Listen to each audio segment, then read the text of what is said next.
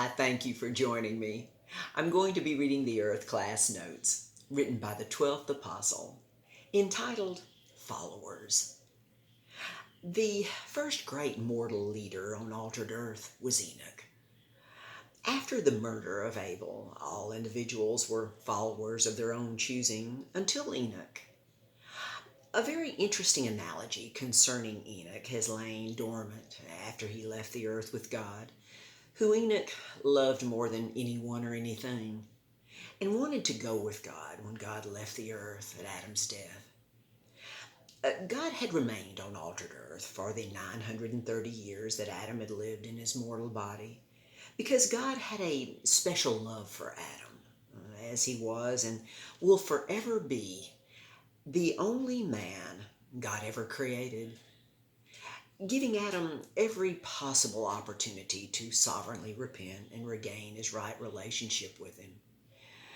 After he had disobeyed God's instructions regarding his education, Adam had disobeyed before he had completed the first class on responsibility and went to the 11th class on good and evil, as his wife Eve had done with her servant. And nothing had happened to them.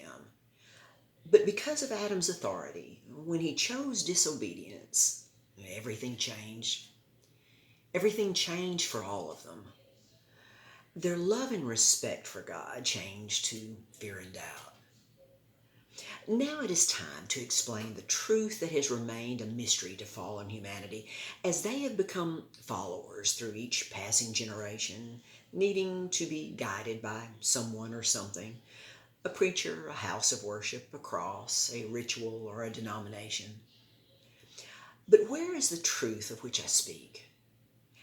It has only one reference within the Bible record, yet it is a double witness that symbolically resides as a treasure of truth that has rested upon Earth's surface for the greater majority of humanity's existence.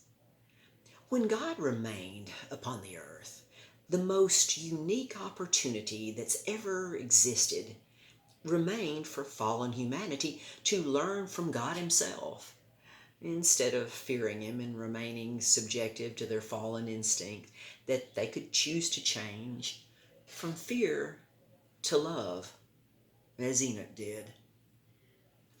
Enoch left a great monument to God that the holy angels built for him, a great stone pyramid, encased in a highly polished white stone covering that could be seen for many miles, as it represented God's great pyramid starship, called the third heaven and the city of God.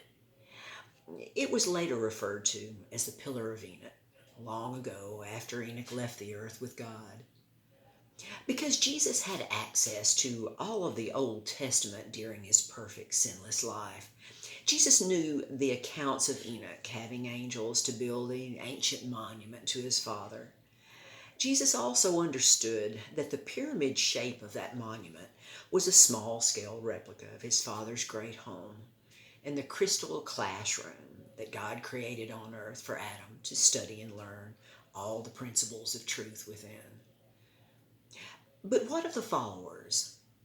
Before Enoch left the earth as a leader, the rest of the earth's inhabitants were willful followers of their own fallen instincts, which Enoch had overcome.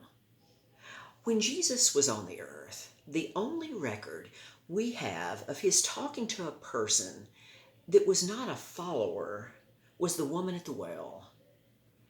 Even all of his disciples remained followers, willfully bound to the religious traditions the entire time they were in the presence of their true Messiah. It seems as though the more fallen humanity has increased in worldly knowledge, the more they have become followers. Regardless of the intellectual gifts and abilities a person may possess, if they're not fulfilling their true purpose of becoming like God through the finished legal work of His only begotten Son, Jesus Christ, they're followers. Today, we're surrounded by very intellectually gifted souls because of the vast amount of information they have access to, who are following the inventions of other followers they observe through numerous means, particularly the World Wide Web that has connected the world. Oh, the wicked web we weave when we practice to deceive. Soon, many will see they were only deceiving themselves.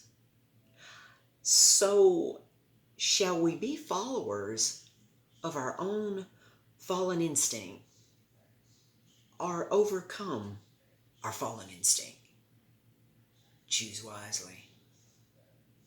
Until next time.